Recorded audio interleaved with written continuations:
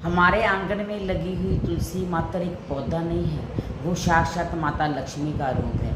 आज मैं आपको तुलसी के जो हमने पौधा लगाया हुआ है उसके मूल जड़ की मिट्टी का ऐसा एक सिद्ध उपाय बताने जा रही हूँ जो कि एक ही रात में हमारे भाग्य को बदलने की ताकत रखता है। आप खुद देखेंगे कि आपका भाग्य कैसे एक रात में पलट जाता है। ये उपाय एक सिद्ध उपाय है, आजमाया हुआ उपाय है और ये खास तिथियों पर किया जाता है और रात के समय किया जाता है। खास तिथि जैसे कि अब अक्षय तीज आ रही है, धनतेरस आगे आएगी, फिर शुक्रवार के दिन ये उपाय किया जाता है और एक ही रात का उपाय है। 9 से 12 बजे के बीच में ये उपाय किया जाता है। इससे हम अपना भाग्य पूरी तरह से बदल सकते हैं। धन, वैभव, मान, सम्मान, यश, व्यापार में वृद्धि, धन को अगर आकर्षण करना है, किसी को अपनी तरफ आकर्षण करना है, जो भी आपकी इच्छा है, ये सब कुछ सिर्फ मात्र एक तुलसी की मूल जड़ की मिट्टी के साथ ये उपाय करने से हम अपना भाग्य बदल सकते हैं, सिर्फ एक रात में। और आपने सिर्फ छोटा सा उपाय है, इसे करना है पूरी श्रद्धा और भाव के साथ, यही अपने मन में सोचते हुए कि अब मेरी किस्मत मेरे हाथ में है, मैं तुलसी माता की इस मिट्टी से ये उपाय करूँगा पूरी श्रद्धा के भाव के साथ, तो मेरी किस्मत पलट जाएगी।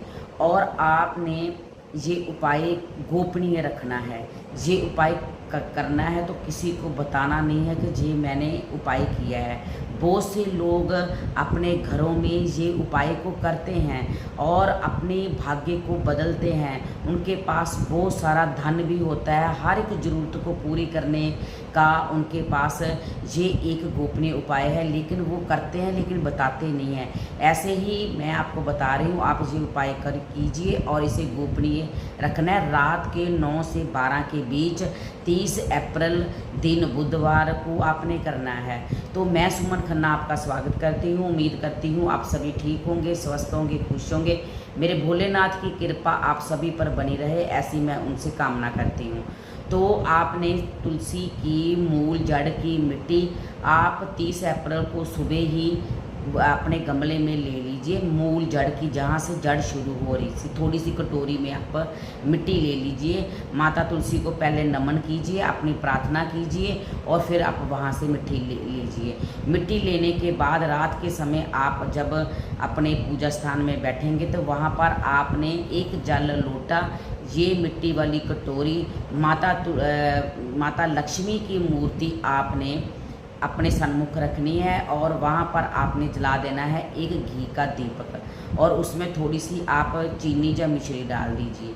डालने के बाद अपने हाथ में आप जल लेकर अपना नाम, अपना गोत्र और 30 अप्रैल की जो तिथि है अक्षय तिथि, उसका नाम बोलते हुए आप अपने जगह का स्थान बोलते और अपनी इच्छा, जिस इच्छा के लिए आप कर रहे हैं, तो आप वो इच्छा बोलते हुए माता लक्ष्मी के चरणों में इस जल को छोड़ दीजिए।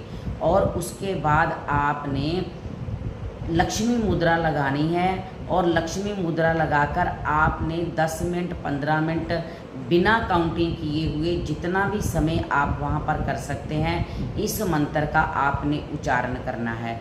और वो लक्ष्मी मुद्रा मैं आपको बताने जा रही हूँ। आपने इस तरह ये लक्ष्मी मुद्रा है, आपने ये लक्ष्मी मुद्रा बनाकर इस मंत्र का जाप करना है। ओम ह्रीं श्रीं लक्ष्मी नमः। ओम ह्रीं श्रीं लक्ष्मी नमः। ओम ह्रीं श्रीं लक्ष्मी नमः। ओम ह्रीं श्रीं लक्ष्मी नमः। इस मंत्र का उच्चारण करने के बाद आप उच्चारण 5 मिनट कीजिए, 10 मिनट कीजिए। उसके बाद आपने ये जो आपके अंगूठे के साथ वाली उंगली है, गुरु की उंगली है, इस उंगली के साथ आपने उस लोटे में रखा हुआ थोड़ा सा जल लेना है, तुलसी की मिट्टी में डालकर उसका लेप बना लेना है। लेप बनाने के बाद आपने यही मंत्र का उच्चारण कर लीजिए। अगर नहीं तो आप तुलसी में से इसी उंगली के साथ थोड़ी सी मिट्टी लीजिए, अपने गले में, अपने घर की तिजोरी में और रसोई में। आप जहाँ तो श्रीम मंत्र लिख दीजिए। अगर श्रीम ना लिख पाएँ तो लक्ष्मी लिख दीजिए। लक्ष्मी लिखने के बाद आप प्रार्थना कीजिए कि जिस कामना के लिए आपने ये उपाय किया है, ये मंत्र का जाप किया है, माता लक्ष्मी वो इच्छा आपकी पूरी करे। आप इसका चमत्कार देखकर हैरान रह जाएंगे।